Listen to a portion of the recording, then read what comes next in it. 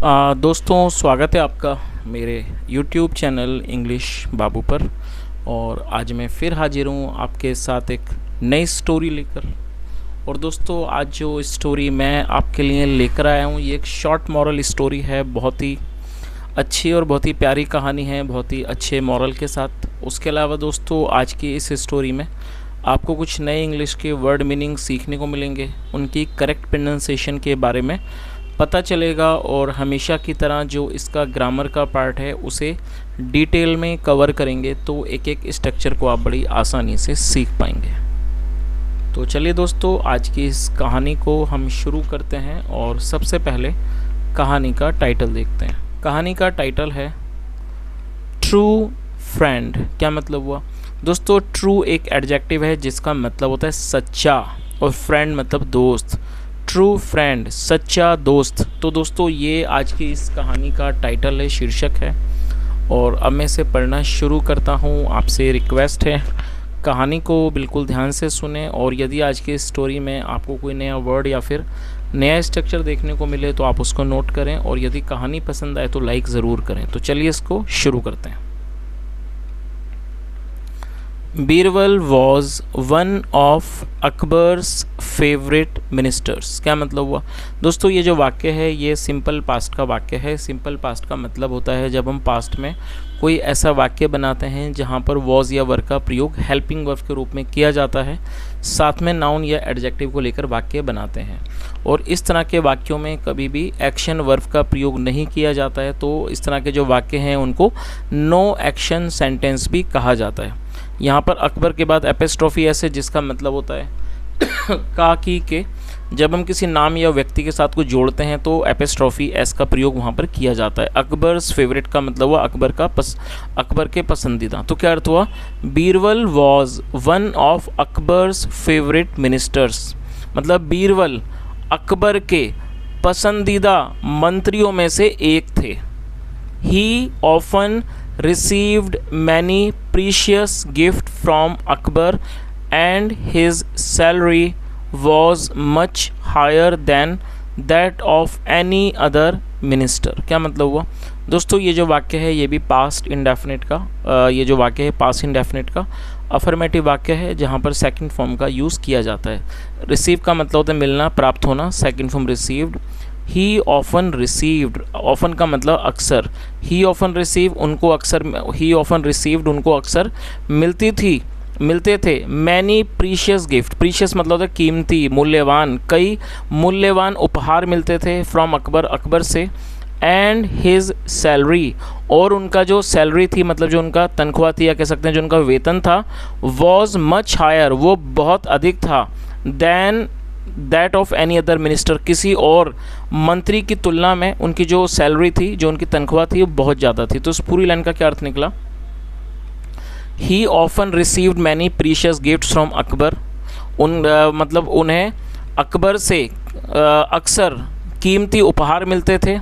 And his salary was much higher than that of any other minister, और उनकी जो salary थी, जो उनका वेतन था, वो किसी भी मंत्री की तुलना में बहुत ज़्यादा था, बहुत अधिक था। चलिए आगे देखिए।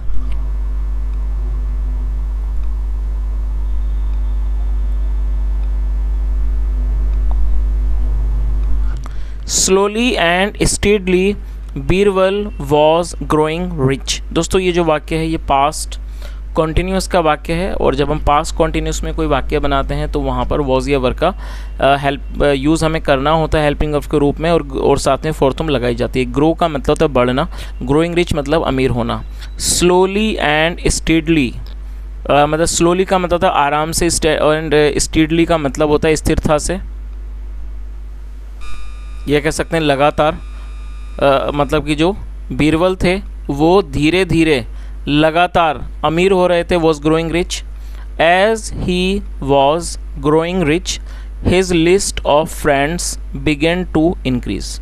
As he was growing rich, as मतलब जैसे, as he was growing rich जैसे जैसे वह अमीर हो रहे थे। हिज लिस्ट ऑफ फ्रेंड्स, जो उनके दोस्तों की लिस्ट थी, मतलब जो उनके दोस्तों की सूची थी, बिगेन टू इंक्रीज। बिगिन मतलब शुरू होना, और सेकंड फॉर्म में बिगेन टू इंक्रीज, जो उनके दोस्तों की लिस्ट थी, बिगेन टू इंक्रीज वो बढ़ने लगी। इंक्रीज मतलब बढ़ना। तो इस पूरी लाइन का क्या अर्थ निकला? As he was growing rich his list of friends began to increase, मतलब जैसे जैसे वह अमीर हो रहे थे उनके दोस्तों की जो सूची थी, जो उनके दोस्तों की लिस्ट थी, बिगेन टू इंक्रीज, वो बढ़ने लगी। ही बिकेम वेरी पॉपुलर। और दोस्तों ये जो वाक्य है ये भी पास्ट इंडेफिनिट का अफर्मेटिव वाक्य है, जहाँ सेकंड फॉर्म का उपयोग किया जाता है। बिकम मतलब होना, बनना, second form became. He became very popular, वह बहुत प्रसिद्ध हो गए। पॉपुलर मतलब प्रसिद्ध। Everybody wanted to be his friend. दोस्तों ये जो वाक्य है ये भी पास्ट इंडेफिनिट का अफर्मेटिव वाक्य है। वॉन्ट मतलब होता है चाहना, सेकंड फॉर्म वॉन्टेड, और एवरीबडी का मतलब होता है हर कोई। Everybody wanted to be his friend, be मतलब होना, हर कोई उनका दोस्त होना चाहता था। चलिए आगे देखिए।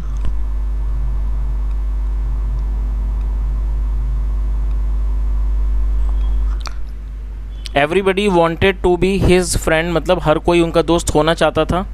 Once he arranged for a party in his house, और ये भी हमारा पास्ट का अफर्मेटिव वाक्य है जहाँ सेकंड फॉर्म लगाई गई है। अरेंज का मतलब होता है प्रबंध करना, सेकंड फॉर्म अरेंज्ड। वंस एक बार, ही अरेंज्ड उन्होंने प्रबंध किया, फॉर ए पार्टी एक पार्टी का, इन हिज हाउस अपने घर में। तो इस पूरी लाइन का क्या अर्थ निकला? Once he arranged for a party in his house मतलब एक बार उन्होंने अपने घर में एक पार्टी का मतलब एक दावत का उन्होंने प्रबंध किया। A large number of people gathered. दोस्तों गैदर का मतलब होता है इकट्ठा होना, सेकंड फॉर्म गैदर्ड। तो क्या, और लार्ज नंबर मतलब बड़ी संख्या में। A large number of people gathered मतलब एक बड़ी संख्या में लोग इकट्ठा हुए। Birbal became very busy in attending them with a warm smiling face. दोस्तों अटेंड का मतलब होता है किसी व्यक्ति से मिलना, उसका अभिवादन करना। बीरबल बिकेम बिजी, और बिजी मतलब व्यस्त हो जाना। बीरबल बिकेम वेरी बिजी, जो बीरबल थे वो बहुत ज़्यादा व्यस्त हो गए। इन अटेंडिंग दैम उन लोगों को अटेंड करने में, उनके साथ व्यवहार करने में। With a warm smiling face एक मुस्कुराते चेहरे के साथ उनको अटेंड करने में, उनके साथ व्यवहार करने में जो बीरबल थे वो बहुत ज़्यादा व्यस्त हो गए। आ man came forward and asked him. दोस्तों कम का मतलब आना, सेकंड फॉर्म केम, और ये भी पास्ट का अफर्मेटिव वाक्य है, और फॉरवर्ड मतलब आगे। आ मैन केम फॉरवर्ड एक आदमी आगे आया, एंड आस्क्ड हिम और उनसे पूछा। बीरबल नाउ दैट, तो क्या अर्थ हुआ? एक आदमी सामने आया और उसने उनसे पूछा, Birbal now that you have become an established person. दोस्तों यहाँ पर हैव के साथ थर्ड फॉर्म है, ये प्रेजेंट परफेक्ट का वाक्य है। प्रेजेंट परफेक्ट का मतलब होता है वर्तमान में किसी भी क्रिया का पूरा होना, पाया जाना। आया है, गया है, लिया है, दिया है, चुका है, इस तरह के जो वाक्य हैं वो प्रेजेंट परफेक्ट के वाक्य कहलाते हैं, जहाँ पर हैज़ या हैव का प्रयोग हेल्पिंग वर्ब के रूप में किया जाता है, साथ में थर्ड फॉर्म लगाई जाती है। यदि सब्जेक्ट आई, वी, यू, दे या फिर प्लूरल नाउन होगा तब हमें हैव का यूज़ करना होगा, और यदि सब्जेक्ट ही, शीट या सिंगुलर नाउन होगा तब हैज़ का यूज़ करना होता है, साथ में वर्ब की थर्ड फॉर्म लगाई जाती है। तो यहाँ पर भी बिकम का यूज़ किया गया जो कि थर्ड फॉर्म है। तो उसका क्या अर्थ हुआ कि एक आदमी सामने आया और उसने उनसे पूछा कि बीरबल नाउ अब that you have become an established person, अब आप एक स्थापित व्यक्ति बन चुके हो। स्थापित, एस्टैब्लिश्ड का मतलब होता है जो व्यक्ति स्थापित हो जाए, तो अब आप एक स्थापित आदमी हो, बन चुके हो। How many friends do you have. और दोस्तों ये जो वाक्य है ये प्रेजेंट का पजेसिव वाक्य है। पजेसिव का मतलब होता है जब हम वर्तमान में ये दर्शाते हैं कि किसी व्यक्ति के पास कुछ है या नहीं है, तो इस तरह के वाक्यों को पजेसिव का वाक्य कहते हैं, जहाँ पर हैव का हमें यूज़ हेल्पिंग वर्ब के रूप में करना होगा। और ये इंट्रोगेटिव का है तो यहाँ पर डू का यूज़ भी किया जाएगा। तो उसने क्या पूछा? How many friends. How many मतलब कितने। How many friends do you have. तो एक व्यक्ति ने उनसे पूछा कि अब आप एक स्थापित पर्सन मतलब व्यक्ति हो चुके हो। How many friends do you have, आपके कितने दोस्त हैं। बीरबल सैड, बीरबल ने कहा, come and ask this question when I will have nothing in my pocket. दोस्तों ये जो वाक्य है ये come and ask this question, ये एक इम्पेरेटिव वाक्य है। इम्पेरेटिव का अर्थ होता है आदेशात्मक वाक्य। आदेशात्मक वाक्य का मतलब है कि जब हम कोई ऐसा वाक्य बनाते हैं जहाँ पर किसी भी तरह के आदेश को दर्शाते हैं, तो इस तरह के वाक्यों को इम्पेरेटिव वाक्य कहते हैं, जिन्हें हिंदी में आदेशात्मक वाक्य कहते हैं। और आप जब इस तरह के वाक्यों को बनाएंगे तो यदि वाक्य अफर्मेटिव होगा तब आपको वहाँ पर किसी भी सब्जेक्ट को मेंशन नहीं करना होता है, आपको वर्ब की फर्स्ट फॉर्म का ही यूज़ करना होता है, साथ में ऑब्जेक्ट लगाना होता है। और यदि वो नेगेटिव होगा तो सेंटेंस में आपको डू नॉट के बाद वर्ब की फर्स्ट फॉर्म का प्रयोग करना होता है। तो क्या अर्थ हुआ, बीरबल से उस व्यक्ति ने पूछा कि अब आप एक स्थापित व्यक्ति हो गए हो, आपके दोस्त कितने हैं? तो बीरबल ने क्या कहा, Birbal said come and ask this question when I will have nothing in my pocket. और दोस्तों ये जो वाक्य है या जो आप देख रहे हैं विल हैव, ये फ्यूचर का पजेसिव वाक्य है। जैसे यहाँ पर ये पजेसिव था, ये भी एक पजेसिव है, ये फ्यूचर का पजेसिव है। फ्यूचर पजेसिव मतलब जब हम फ्यूचर में ये दर्शाते हैं कि किसी व्यक्ति के पास कुछ होगा तो उसे फ्यूचर पजेसिव कहा जाता है, जहाँ पर विल हैव का यूज़ हमें हेल्पिंग वर्ब के रूप में करना होता है। तो इस लाइन का क्या अर्थ निकला कि जब उस व्यक्ति ने उनसे पूछा कि आपके कितने दोस्त हैं, तो बीरबल ने क्या जवाब दिया, come and ask this question when I will have nothing in my pocket. मतलब जब मेरी जेब में, जब मेरी पॉकेट में, मतलब जब मेरी जेब में कुछ भी नहीं होगा तब आप आना और ये सवाल मुझसे पूछना, आस्क दिस क्वेश्चन। तो उन्होंने बहुत अच्छी बात कही।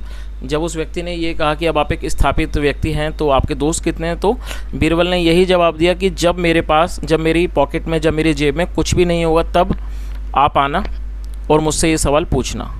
ओनली देन, सिर्फ तभी, will I be able to, मतलब मैं will I be able to count, मैं गिनती कर पाऊंगा माई ट्रू फ्रेंड्स, अपने सच्चे दोस्तों की। तो इस पूरी लाइन का क्या अर्थ निकला, उन्होंने क्या जवाब दिया, ओनली देन। ओनली देन मतलब सिर्फ तभी, will I be able to count my true friends मतलब सिर्फ तभी मैं अपने असली दोस्त, मतलब जो सच्चे दोस्त हैं, उनकी मैं गिनती कर पाऊंगा।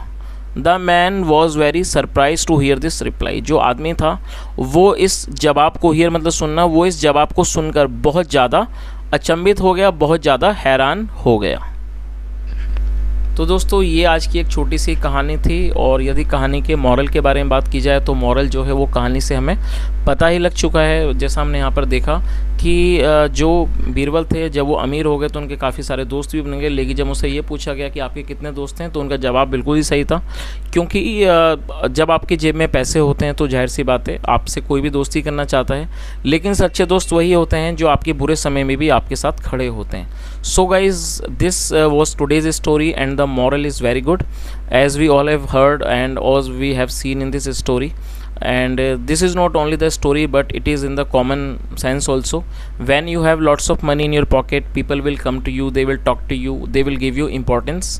But sometime when you are going through the bad phase of your life, or maybe when you are not financially well, or you do not have money, so people might ignore you. They may think that you may ask them for the help, or maybe you will ask money from them. That is why they will ignore you, or maybe they will not try to be around you. Or so that is why we need to understand that everyone cannot be your friend, because when you have lots of money, many people will come and they will talk to you and they will try to become your friend because you have money and you can spend your money on them, you can give them money and you can help them in any way. But when you have nothing to offer them, or when you do not have anything in your pocket and you can't help them, instead when they feel that now you will need their help, obviously they will not talk to you and they will ignore you. So this is the fact of life, that everyone is not your true friend. Only those people who are with you all the time, whether it is good time or bad time, only those people are your true friends. So guys, today's it was the story. I hope you really enjoyed the session, and if you really enjoyed the session, or if you want to appreciate my hard work, it's my request, kindly do like this video and subscribe the channel if you have not subscribed. I always request you to subscribe the channel. I want to have more subscribers. And guys, if you have any type of suggestion, any valuable feedback, you are more than welcome. You can leave your feedback in the comment section. Thank you so much for listening. Have a nice day and bye.